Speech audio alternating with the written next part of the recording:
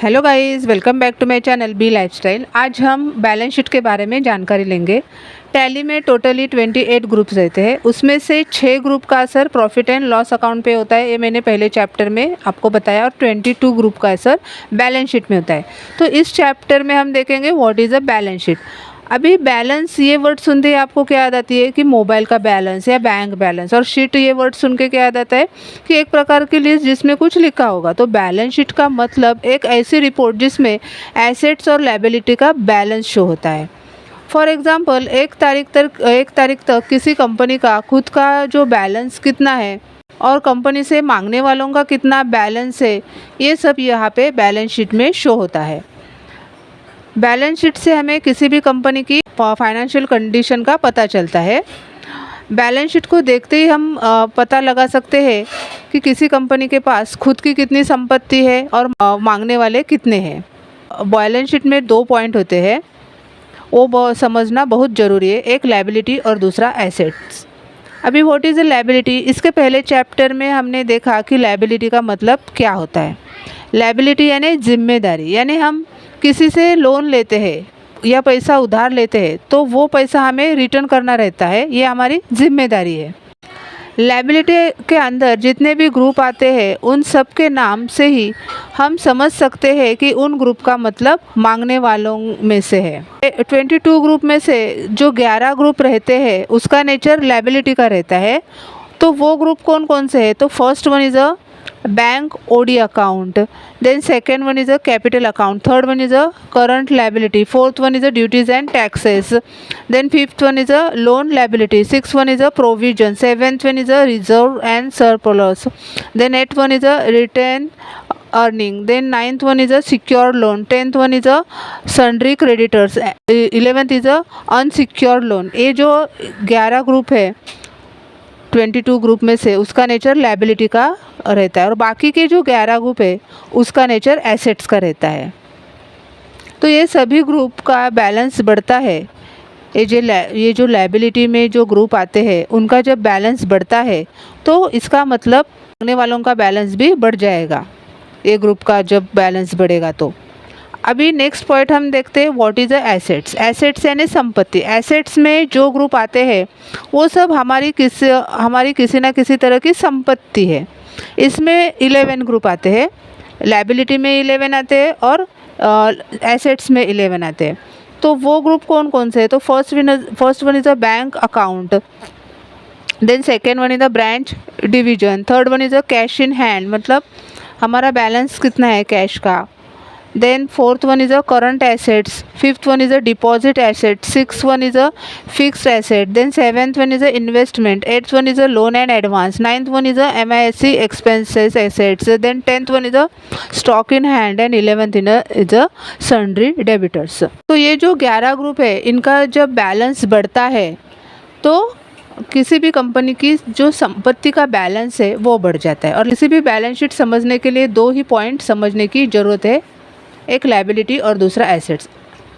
अभी liability first हम देखते हैं। लायबिलिटी यानी इसके साइड में जितने भी ग्रुप होंगे, जितनी भी बैलेंस होगी, तो इसका मतलब मांगने वालों का बैलेंस कितना है। अब इसके अंडर जो मांगने वाले हैं उनको 11 ग्रुप में अलग अलग बांटते हैं। फॉर एग्जांपल बैलेंस शीट में सिक्योर्ड लोन कितना है, देन अनसिक्योर्ड लोन कितना है, देन सन्ड्री क्रेडिटर्स कितने हैं, एक्सेट्रा, ऐसे हम बांटते हैं इसको 11 ग्रुप में।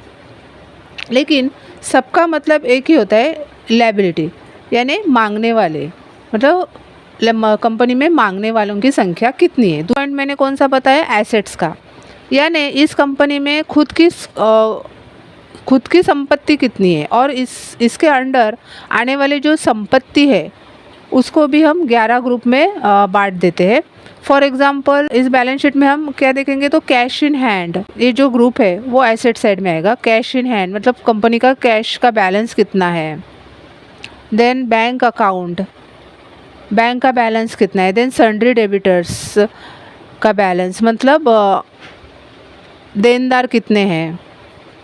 तो इन सब का जो बैलेंस है उससे हमें कंपनी की संपत्ति का बैलेंस समझ में आता है। इन सब का हेड है वो है एसेट्स। तो इन सब को अलग अलग ग्रुप में रखा जाता है। इन शॉर्ट, बैलेंस शीट में जो भी अमाउंट शो होती है उसे कंपनी की पूरी रेपुटेशन या कंपनी की फाइनेंशियल कंडीशन हमें पता चलती है बैलेंस शीट के अमाउंट थ्रू। जिसमें बैलेंस शीट में 2 पॉइंट इम्पॉर्टेंट रहते हैं, एक लायबिलिटी और दूसरी एसेट्स। मांगने वाले कितने हैं और कंपनी की खुद की संपत्ति कितनी है, उसके पास कितना कैश बैलेंस है, बैंक बैलेंस कितना है, ये सारी चीज़ें बैलेंस शीट में हमें दिखाई देती है। तो इसी को बैलेंस शीट कहते हैं। एक बार मैं आपको और बताना चाहूँगी कि किसी भी कंपनी को जब लोन की ज़रूरत होती है तो बैंक वाले ऐसे डायरेक्टली उसको नहीं लोन देते। तो वो कंपनी का फर्स्ट वो बैलेंस शीट देखते हैं, then profit and loss report देखते हैं और इनकम टैक्स रिटर्न ये देखते हैं। ये जो मैंने आपको बताया कि balance sheet, profit and loss account and ITR ये देखते हैं बैंक वाले, और उसके थ्रू ही कंपनी को कितना लोन देना वो डिसाइड करते हैं। तो ये जो 3 रिपोर्ट है, balance sheet, profit and loss account, ITR, तो इसमें वो क्या देखते हैं तो वो मैं आपको टैली में जाके आपको बताती हूँ। तो इसके लिए हम टैली ओपन करते हैं। हमने profit and loss account open किया है टैली। तो कोई भी बैंक वाले जब किसी भी कंपनी को लोन देते हैं तो वो प्रॉफिट एंड लॉस अकाउंट में क्या क्या देखते हैं। तो फर्स्ट वन इधर उसका टर्नओवर देखते हैं। टर्नओवर यानी उसका सेल्स अकाउंट की वैल्यू, मतलब साल भर में उस कंपनी की सेल्स कितनी हुई है वो देखते हैं। टर्नओवर अगर ज़्यादा होगा तो उतना ज़्यादा वो कंपनी प्रॉफिट कमाएगी। टर्नओवर देख के वो कितना लोन देने का कंपनी को डिसाइड करते हैं बैंक वाले। उसके बाद वो कंपनी का नेट प्रॉफिट देखते हैं, कितना नेट प्रॉफिट ज़्यादा रहेगा तो बैंक वाले कंपनी को लोन डिसाइड करते हैं कितना देने का हो। देन हम बैलेंस शीट ओपन करेंगे। बैलेंस शीट में क्या देखते हैं बैंक वाले वो देखेंगे। इसके लिए एक्सेप्ट करके बैक लेंगे और बैलेंस शीट ओपन करेंगे।